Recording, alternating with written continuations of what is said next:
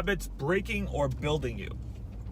And are you adding habits or subtracting habits? Or are you trying to add habits when you haven't been subtracting? What's up, guys? Jeff here from Grid City Fitness and Performance. Today's topic is actually on 2 points, and that's on the habit formation process, as well as are the habits you're doing actually helping you or hindering you? So here's something to consider, guys. We all have habits, right? Every day we are performing habits. We are performing a habit in the way we go to work. We're performing a habit in the way we do our morning routine, our process. We're in habits of how we make excuses to go to the gym, or we have habits of getting our coffee every morning or eating that one donut, whatever it may be. Well, here's the truth. All of our habits are either building us to be the best versions of ourselves or breaking us, tearing us down from the best version of ourselves. Why or how? What do I mean by this? Well, again, let's go back. Let's say, hey, we have a coffee every day. Well, if one of our goals is to eliminate caffeine and I'm drinking a coffee every day, is that helping me? Is that adding a positive building block in this sense? Or is it taking a negative building block and pulling it out? Now, to think about this in another way, guys, is if you were trying to build a tower, right? Think about it like Jenga. If you're building a tower, as long as you keep putting positive blocks on, you would be able to grow this tower higher and higher and higher. But as you put 2 blocks on, you also took 1 block off, because let's say we again said the coffee, if I took 1 block off for every 2, I'm still going to be able to build this structure, but it's going to be very unstable eventually because it doesn't have as much support. So are the things that you're doing on a daily basis adding to your growth or subtracting from it? Now, the second layer of this is addition by subtraction. Our brains work in a process called addition and subtraction, right? We're always adding things to our memory bank and getting rid of things from our memory bank. We are unable to continually add things without removal of things. So this is the key process in the habit formation. Many people try and go about their day by just adding new things in.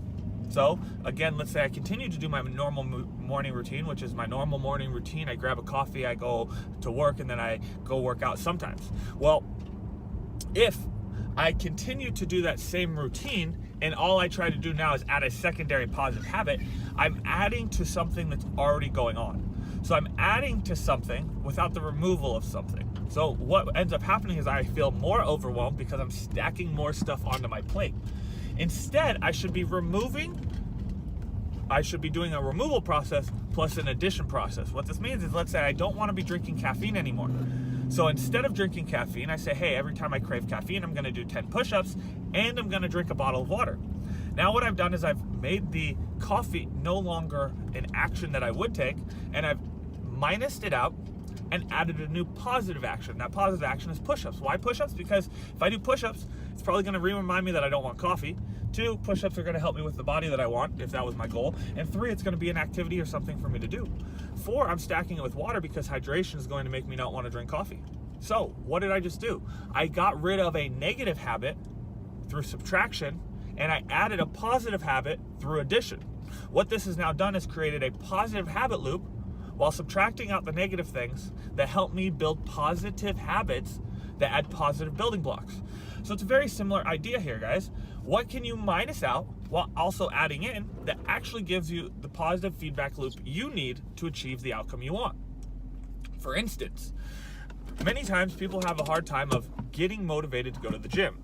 So a positive feedback loop, or a new feedback loop you could change, is the normal habit process of going to work out after work. If you notice that doesn't work frequently, change the habit. Put it in the morning. Instead of waking up an hour later, let's say you wake up at 7:30 to scurry to work by 8:30, try waking up at 8, at 6. Try waking up at 6, putting the gym at 6:30, and then going about your day. Why? Because what I've done is minus out a little extra sleep in the morning, but I've added in the positive habit of exercise. What I've now done is minus the ability to make the excuse later on in the day while adding it positively in the beginning of my day.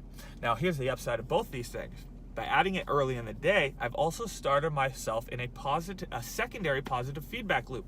Because what happens after you work out? You feel better, you have more energy, you're more excited, you're more awake, you make better decisions. So guess what? If I train in the morning, I'm probably going to also make better food choices later on down the line. So one positive feedback loop was instantly changed by simply minusing out a little extra sleep that I might need, sleeping more at night, like going to bed earlier, sleeping a little shorter in the morning, and going to train first thing. Adding a new positive action in while minusing out a negative action that doesn't give me what I want.